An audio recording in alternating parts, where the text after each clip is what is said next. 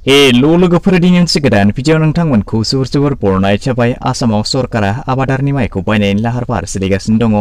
बेनिनो दा मोनफ्रोम जिल्लानि सुबुंनि खाबुनि थाखाय गाव गावनि जिल्लायावनो बेनि गुडाउन एबा गुदाम गायसननाय जादों। फोरमायनाय बादिब्ला गासै आसामाव बेबायदि 110टा गुडाउन गायसननाय जागोन।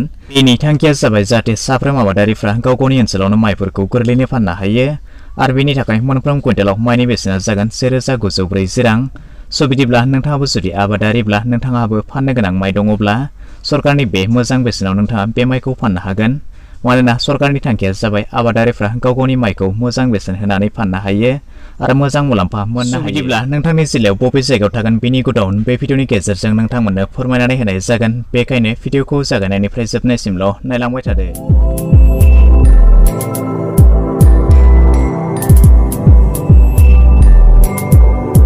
आसामनि बबे जिल्लानि बबे जायगायाव बेनि गुडाउनखौ गायसननाय जागोन सरकारा मोनसे फारिलाइ बेवहाय बानायनानै होदों। नोंथांमोना बे सरकारनि फारिलाइ बायदि नोंथांमोना नोंथांमोननि जिल्लानि जायगाखौ बेवहाय नायनानै लानो हागोन।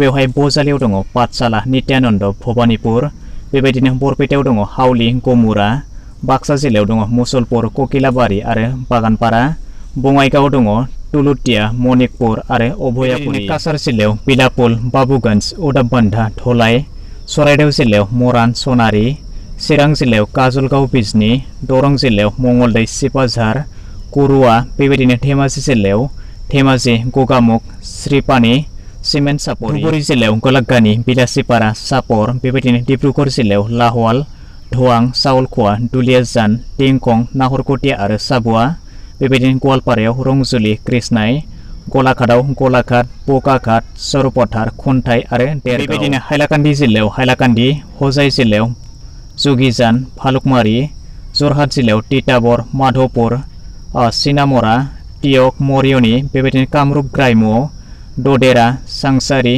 बिजयनगर, सयगाव, कमलपुर, बक', रङिया आरो हाज'। कामरुप मेट्र' जिल्लायाव थागोन खेत्री, दुरुं, रानी, बेबायदिनो पश्चिम कार्बि आंलं जिल्लायाव दंकाम। बेबायदिनो कार्बि आंलं जिल्लायाव थानाय ओनसोलफोरा जाबाय बकलिया, पारखुवा, डकमुका, हावराघाट आरो बरपथार।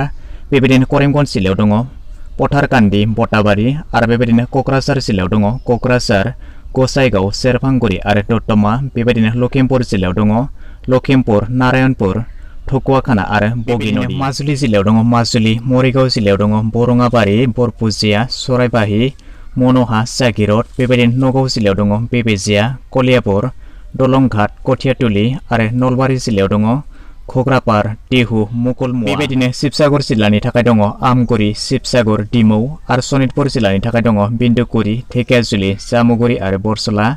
बेबायदिनो तिनसुकिया जिल्लानि थाखाय दङ माकुम, धला, दिगबय, मार्घेरिटा आरो दुमदुमा। बेबायदिनो उदालगुरि जिल्लानि थाखाय दङ कालाइगाव, टंला, उदालगुरि आरो माजबाद।